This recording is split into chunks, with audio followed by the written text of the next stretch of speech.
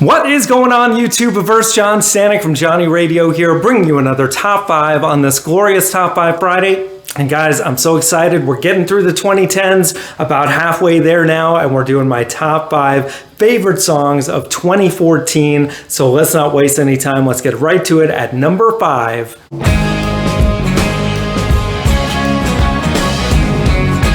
She's the One by Ray LaMontagne. Sweet Ray strikes again off of his album Supernova, which has so many great tracks, but this is my favorite because it's just so in your face and raw and rocking.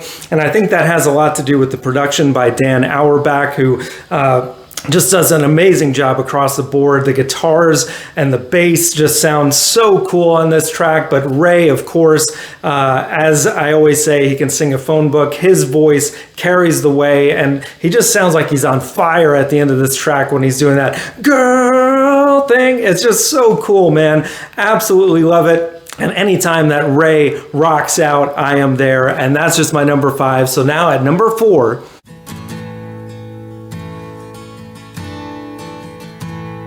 Good Good Father by Housefires off of their album Housefires 2. This is a worship band, if you're not familiar with them, and a great one who sadly didn't really go on to do many things after this that I'm aware of. Some of that has to do with the fact that Chris Tomlin asked if he could do a version of this song, and that became, of course, more popular. But gotta give credit where it's due. This is just such a well-written contemporary Christian worship song that it has a wonderful melody. It just has such a warm tune, and the overall feel of it, which lyrically feels a little simple, it has such a profound message of, you know, you're a good father. If you're not into Christian music, I get it, but if you are, definitely check this out. If you haven't, you're gonna love it. And that's just my number 4. So now at number 3,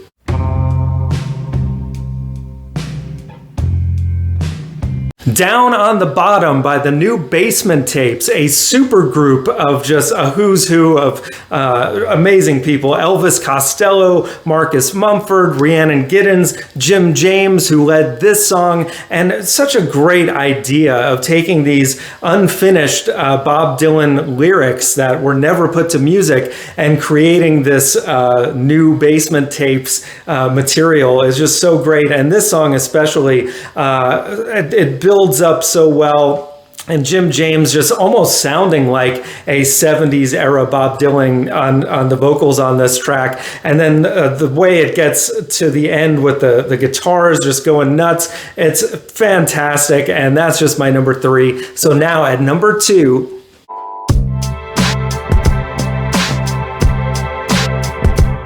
Inside Out by Spoon from They Want My Soul, my favorite Spoon record. And this is absolutely one of my favorite Spoon songs. It just has such a cool, chill vibe with those electronic drum pads and the bass being so high in the mix. And then you've got this great keyboard work on this track between piano and almost like an Eastern sound kind of echoing each other at the end of the track. Really beautiful stuff. That's leading the way. And of course, Britt Daniel with his always just amazing vocals, and the lyrics on this thing are so cool. But it's just one of those songs that you could listen to at any time of the day and just be like, oh yeah, I love it. And that's just my number 2. So now at number 1,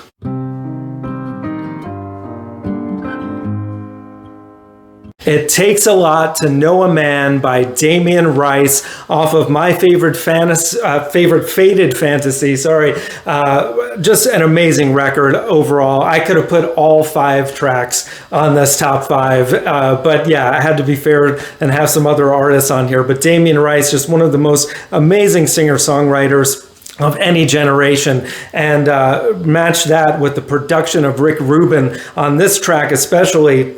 It takes a little bit of patience, but once it gets there, man, with the strings toward the end of this track, it just sounds like classical music merged with just some of the best songwriting you'll ever hear. And yeah, Damien Rice vocally always sounds amazing, but really deep lyrics on this thing that sound maybe not as deep on first listen, but the more you listen to this track, the more it just envelops you. And yeah, it's just incredible. So if you haven't heard it, please stop what you're doing, check it out. But let me know in the comments below what you think about my top 5, and let me know what would your top 5 be. If you're so bold, leave me a top 10. Because, again, another amazing year in music history. And guys, we got top 5s every Friday, album reviews, so much more. Thank you for watching. And as always, Viva La Vinyl. So guys, thanks so much for watching. Please like, subscribe, and be sure to ring the bell for notifications so you can always see great quality content like you're seeing on the screen right now. Thank you so much for supporting Johnny Radio, and I'll see you soon.